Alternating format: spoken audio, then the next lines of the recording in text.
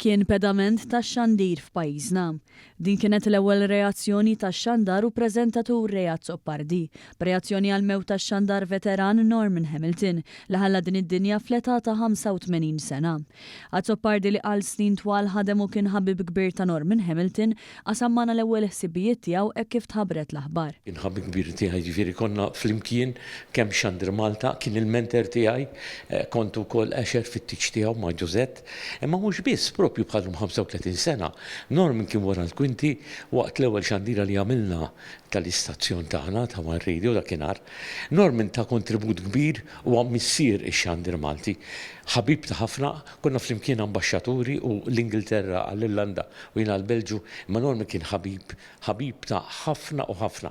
Kienu l-pedament ta' xandir f'pajjiżna u kienu l-bniedem li ta' inkoraġġament lil ħafna u ħafna personalitajiet fil-qasam tax-xandir. Bla dubju hija telfa kbira għalina li konna ħbib tiegħu u hija ferm akbar għall-familja tiegħu.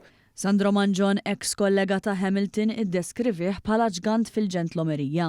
Permezz ta' telefonata ma' dan l-istazzjon Manjon stqar li Hamilton kien minn ta' quddiem fid-dinja tal-medja u t-televiżjoni. Iżda xorta waħda baqa' saqajh mal-art fil-waqt li kien l-allim ta' bosta, illum stabbiliti bl-aktar motumli. L-ilim il-fatt li kien wieħed mill-pionieri tal-medja Maltija u anke fin-negozju fil-qasam tal-ivvjaġġar, Norman kien ġgant fil-ġentlomerija. Meta konna ħdimna flimkien għal-bosta snin, kostom fuq siblijiet flimkien u bla aġenda fuq One, nista' ngħid li kien ta' bilħaq xempju ta' professjonaliżmu, umorizmu u anke ġenerożità ma' kulħadd. Għalija kien għadu u jibqa' li mallem, ċertament li se jħalli wara ħvod kbir. Sa dan it-tant il-Prim Ministru mexxej Laburista Robert Abela sostna li tul ħajtu ta' kontribut importanti lil pajjiżna foqsma differenti.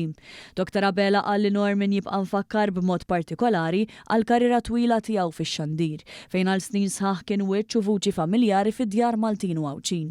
Iżda wkoll l-ħidma tiegħu fil-qasam turistiku u fis-servizz diplomatiku ta' pajjiżna. Mart il-Prim Ministru Robert Abela Dr. Lydia Abela qalet li t-telfa ta' Norman Hamilton tnikkita bil-kbir u anke lil pajjiż kollu. Dannit li Hamilton kien xandar ta' eċċellenza, imprenditur ta' suċċess u diplomatiku ta' rispett. Dr. Abela qalet li Norman kien iħobb is-sabiħ tal-ħajja, il-mużika, l-kultura, l-ivvjaġġar u l-isport, waqt li dejjem kienet tispikka fih l-imħabba speċjali lejn Malta.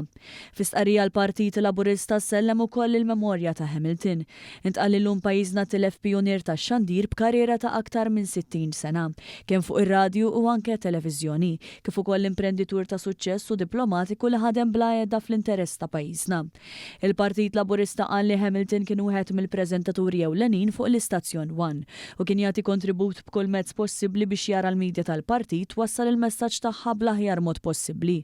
Sellem ukoll il-memorja ta' Norman Hamilton l-eks Prim Ministru l-eks mexxej Laburista Joseph Muscat, fejn qal li kien pilastru ta' xandir nazzjonali fejn ġie vittimizzat minħabba twemminu. Iżda minflok tqarra sab l-okkażjoni jibda negozju innovattiv għal dak iż-żmien u fit-tieni ħajja tiegħu fix-xandir mal-One ġibet lejh eluf oħra.